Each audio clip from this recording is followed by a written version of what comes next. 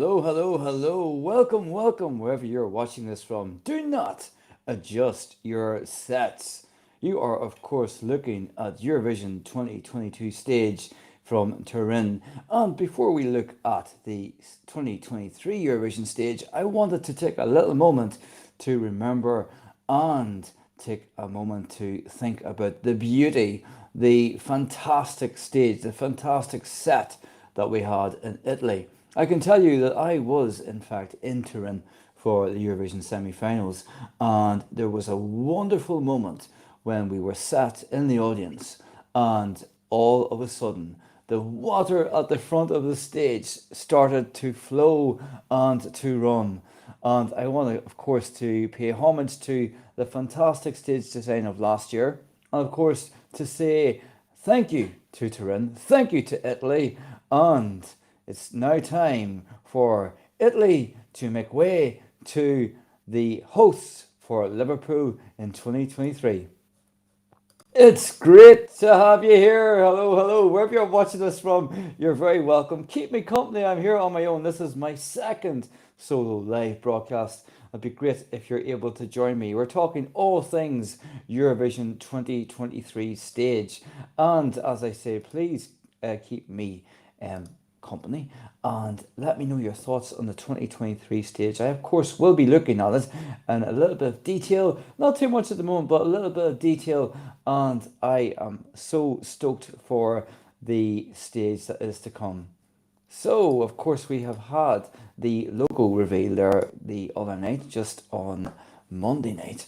And what a beautiful logo that is. Some people have unkindly commented that reminds them of the Wall's ice cream logo. I'm not so sure about that myself, to be honest with you, but I love the vibrancy, the bold colours, and of course, the bright, shining pink that someone suggested is an ode to the.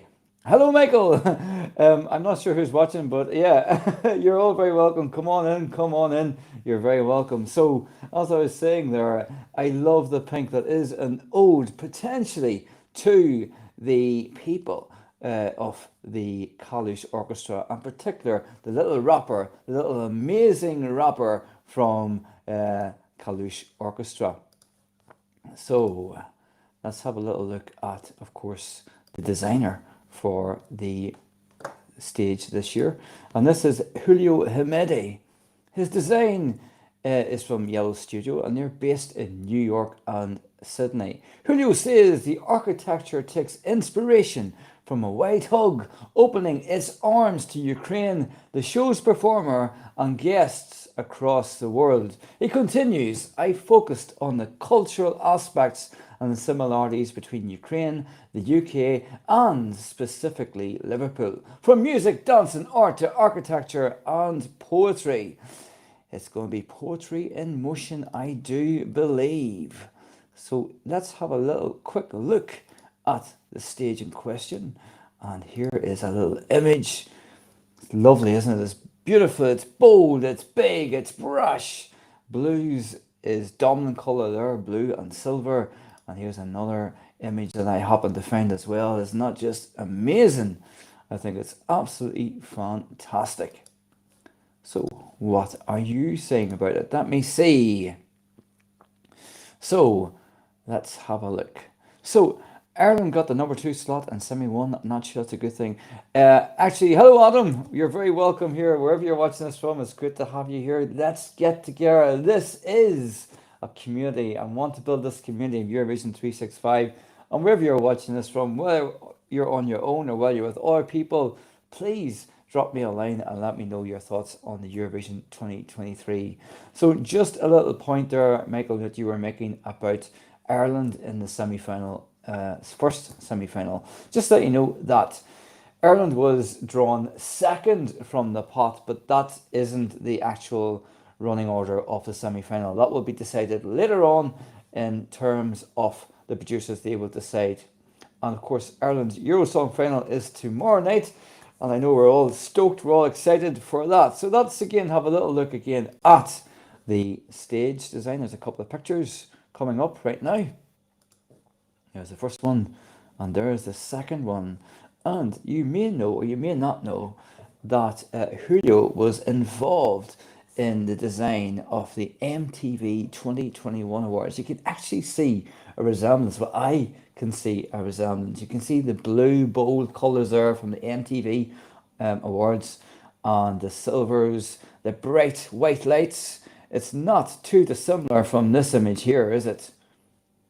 And in fact, this one here is coming up right now. Yeah, it's very pretty. The thing I like about it is, as he says, it's inspired.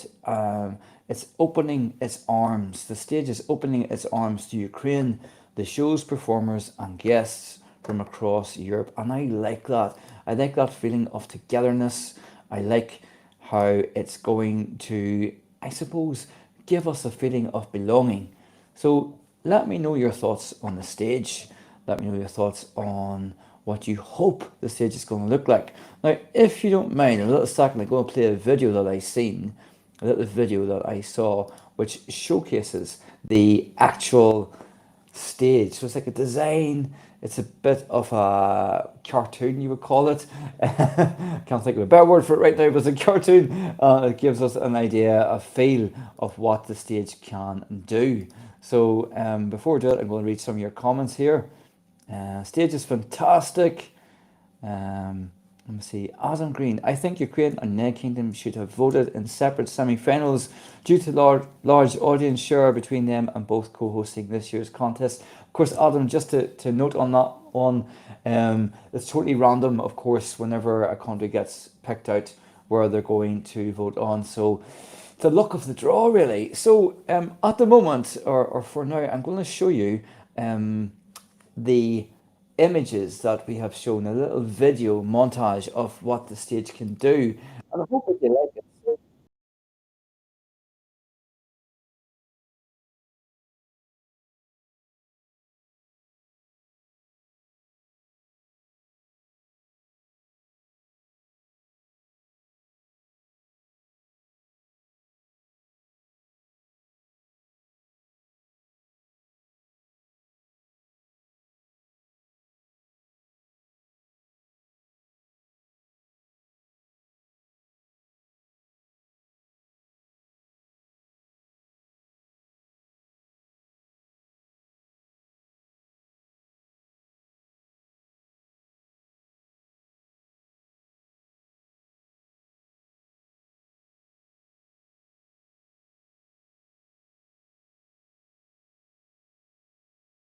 So that is a little video that the BBC have put together just to say thanks very much to them for having that, and it gives us a bit of an idea of what to come. What I like, what I personally like about the stage, I have to say, is at the back there's the wall. There's like a video wall, an LED wall, and it looks like they are going to spin around, and they can potentially spin around and at the whim, I suppose, of the producers and at the whim of the country who is taken to the stage. I think that would give a nice dynamic feel. A bit similar, I suppose, in idea to the 2022 stage, which of course had that beautiful, well, it was meant to be a sun dial, a sun which was meant to move around and spin around. But of course, we know the tale from then, don't we? We know the tale that, of course, there was like more than 45 seconds to get that big sun maneuvered. I bet any money that there would be no issues like that with the BBC. I like, of course, that the stage itself seems to have a back part and a front part, if you get what I mean. So here I'll just explain what I mean by this. If you look at this stage at the top right of the screen where it says Eurovision on that white screen, that looks like that is a bit of an area for the performers to be on. And I think that would be fantastic for the more intimate songs. And then of course we have the podium, which is very, very nice as well. You can see it here in this next image there towards the middle of the screen. And let's not forget, of course, as well, the most important thing and an amazing thing, a return to a standing audience. Of course, with COVID restrictions, we weren't able to do that. And I didn't think the Eurovision lost anything by not having standing fans, but I think it gives a sense of the feeling within the arena when you get to see the audience and how they're reacting to. For example, take for an example of just one. We watched the if you watched the Benidorm Fest first semi final on Tuesday night. Remember, the second one is on tonight. Can't wait for that. You could see when the camera went back, you could see the audience and they were milling around and mulling around, and you could tell just by looking at them which songs were really appealing, which songs were connecting with the audience, and which maybe weren't. Again, that can be an advantage or a disadvantage to the performer, depending on how the audience reacts. But I think that will enliven the contest again. And isn't it a great thing to have the audience back? Of course, that gives us the ability for potentially having more tickets on sale. So, Michael, you are going to Ireland's Eurosong tomorrow night. Can't wait. Michael, you will have the best time. I was hoping to be there tomorrow night. It didn't make it, but hope maybe next year. We're there last year, Eurovision 365, so maybe be there next year. Let's see. I like that it comes out and into the audience. Yes, Aoife, just what I was saying there. And the simple but effective design of the Liverpool stage is absolutely glorious. Just to check if you're watching this live with me, and thanks for being here, could you let me know just by hands up or a yes? Could you hear me whenever I was speaking over the video that I showed of the stage that the BBC have done? Just a quick yes or no would be great, just so I know that I'm talking for a reason. Let's see. Aoife and Michael, I bet you meet each other tomorrow night at the lobby before you go into the studio, and it'd be great if you do. You can say you met through Eurovision 365. How cool is that? Let me see. Oh God, Michael, that's quite a story from 2013 you have there. We left near 6 a.m. the following morning. After party in the green was amazing. So I wonder you can remember it. But anyway, I'm going to play this video again.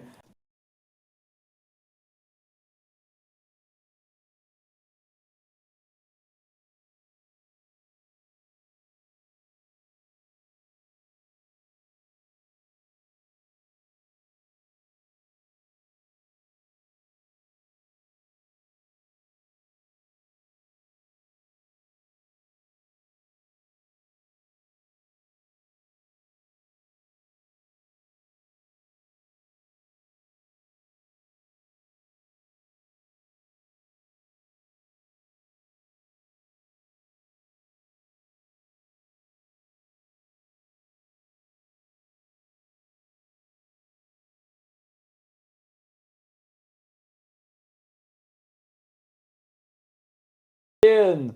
It's going to be an absolutely amazing show, isn't it? I think the stage is bold, it's bright, the bold blues, the silvers, it's life, it's got a dynamic feel to it, I think, the stage.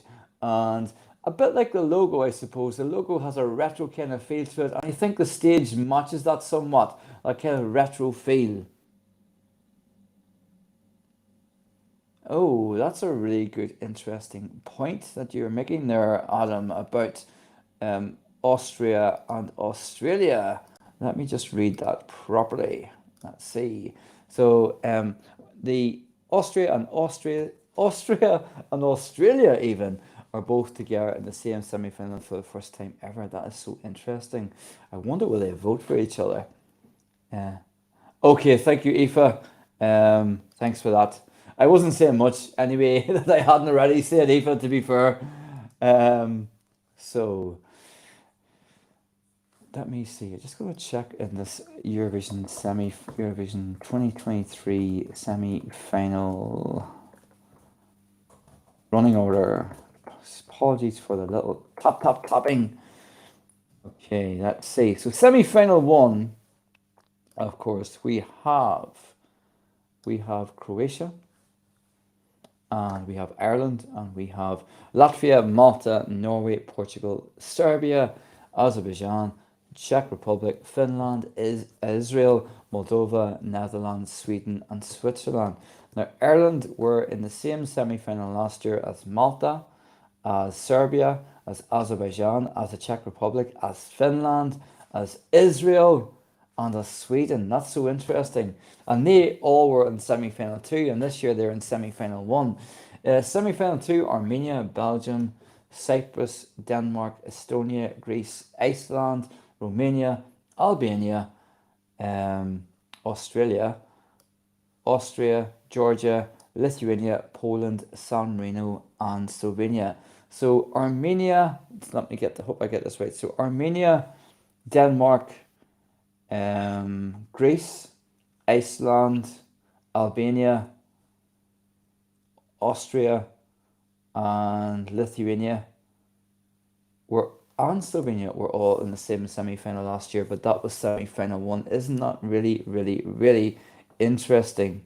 Well, I think so anyway. So, what's your thoughts then about the stage? Let me know your thoughts below.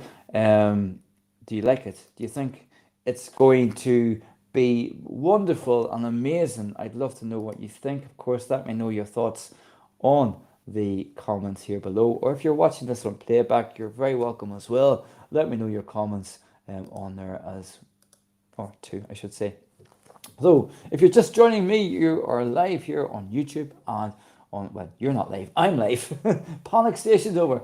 I'm live on YouTube and Facebook, and I am looking at the stage design for 2023. So, another quick look here at the stage. There's a couple of lovely photographs. There's one there, blues and silvers and bold colours. And if you're here, please let me know your comments below. Share with me rather your thoughts on the stage. Here is a second image, and again, it gives you sort of, depending on where you are at in the arena, gives you a feel for an idea of what you would experience as an audience member. And Julio Himede also was responsible for the MTV 2021 stage. You can see, I think you can see similarities between the both.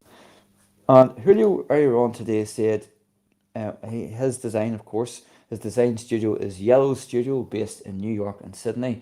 And what he said was the architecture takes inspiration from a white hug opening its arms to Ukraine, the show's performers, and guests from across the world. He continues, I focused on the cultural aspects and similarities between Ukraine, the UK, and specifically Liverpool. From music, dance, and art to architecture, even, and to poetry.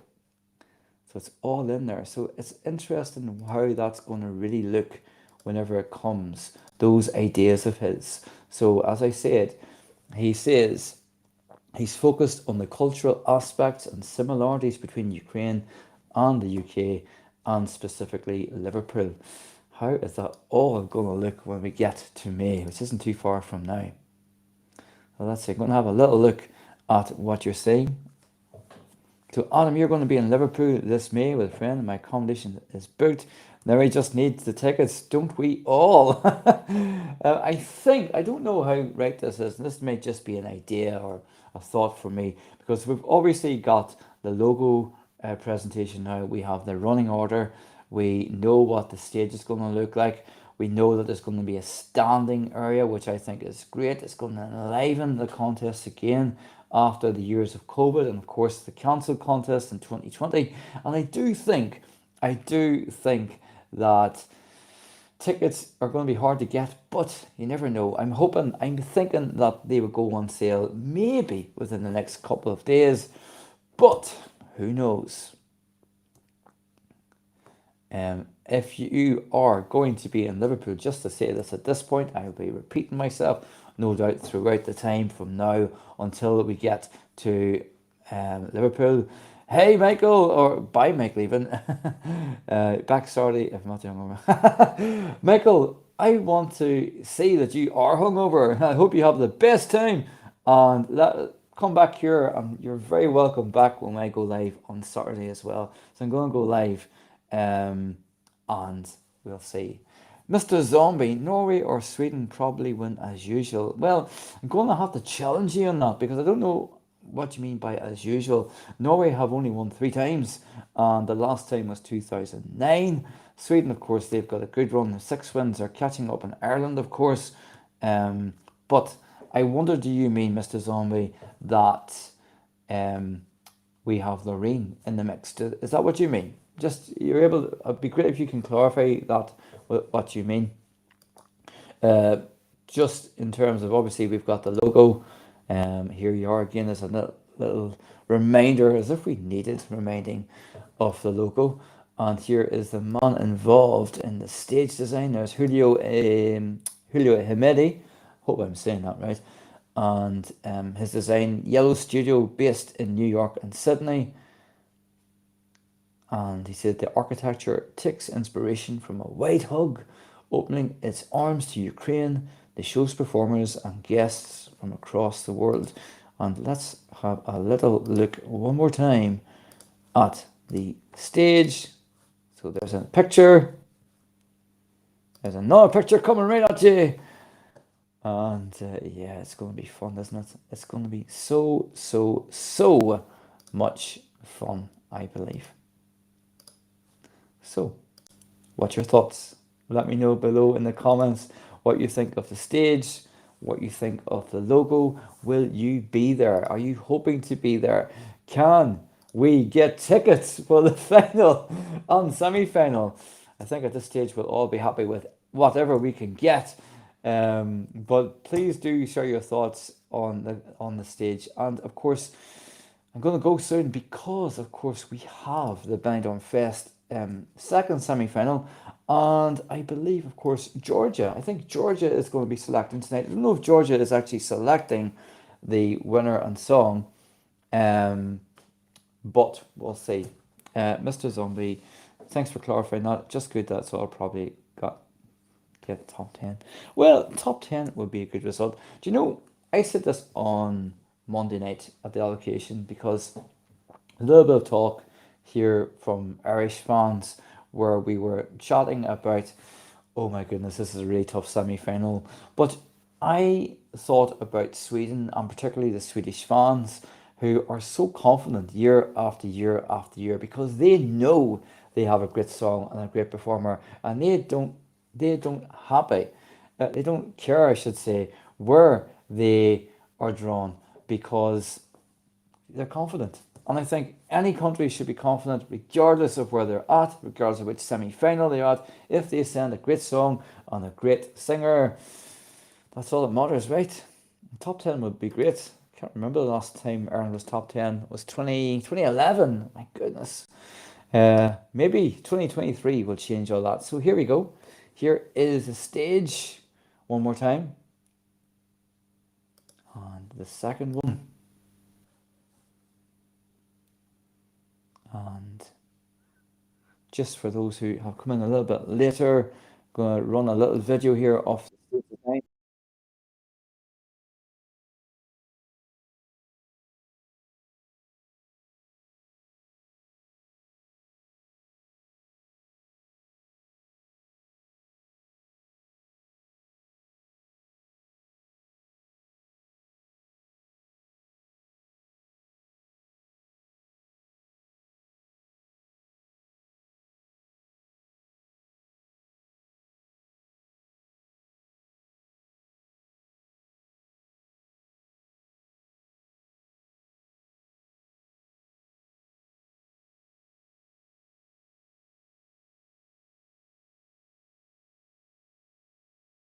I love the bold, bright blue and silver colors, which are very dominant on those pictures, and it's just great. It's got it.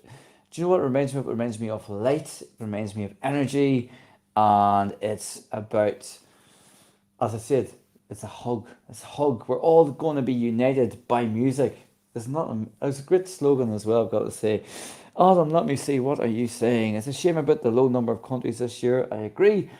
37, lowest since 2014. Yeah. Miss Bulgaria, Slovakia, Turkey, and Hungary. Excuse me. Um, Let me see. I hope they return next year. Do you know what? I have to say to you, I totally, totally, totally miss Turkey from the Eurovision. By far, my favorite country from Eurovision. Hungary as well. It'd be great to see them come back. Any country is welcome back, as far as I'm concerned. Slovakia. One of my favorite songs is Slovakia's debut entry in '94. Um, but I would love to see Turkey back. Aoife, I get you thinking about Sweden, but I get you thinking, but Sweden is also surrounded by neighbours who will vote for them no matter whether the song is good or not. Easy to be confident in. Okay, I get you, I understand, and I think that every country with neighbours, they're going to vote for each other, absolutely. But, I just want to say this, challenging a little bit. What I would say to that, and I hear it often, is a country cannot win just based on its neighbours alone. I know I'm preaching to the converted here by saying that, but you need more than your neighbours to win. I think maybe it makes a difference when it comes to the semi-finals, but with the way that the voting is changing this year, um, I'm not sure. I'm not sure if that's going to make much of a difference where you have your neighbours on side or not. But if you have a great song, anything can happen. Speaking of great songs, of course, the Eurosong 2023 is on tomorrow night. And of course, Aoife and Michael are both going to be two of those people in the audience. I know you will have an amazing time and it will be fun. And you are sure to have an amazing night. I look forward to hearing from you how it went.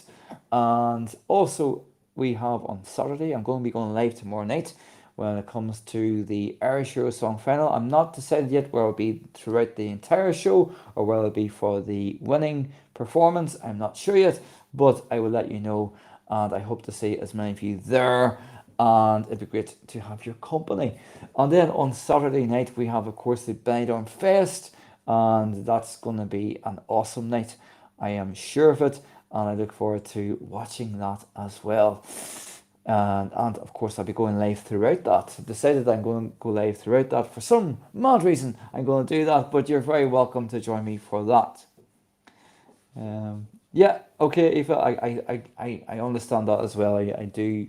That's why I was kind of alluding to that in my answer that a country can get through the finals just by the neighbours voting. Yeah, totally would agree with you on that one for sure.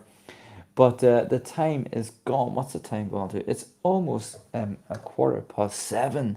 And you know what I'm going to do? I'm going to bring this second solo live, my solo live, to an end. I want to say thank you to you if you've been watching this the whole way through. If you're watching this in playback, it's great to have you here. But let me know below your thoughts on all things Eurovision 2023 stage. I look forward, as always, to reading your thoughts. And we will definitely not fall out over it. There's not a chance of us falling out over it. But Aoife, have the best time tomorrow night, and I hope to see you here again very soon on the lives or commenting as you do, and you're very welcome. So, thanks for joining me, as I say, and I look forward to being with you again very, very soon.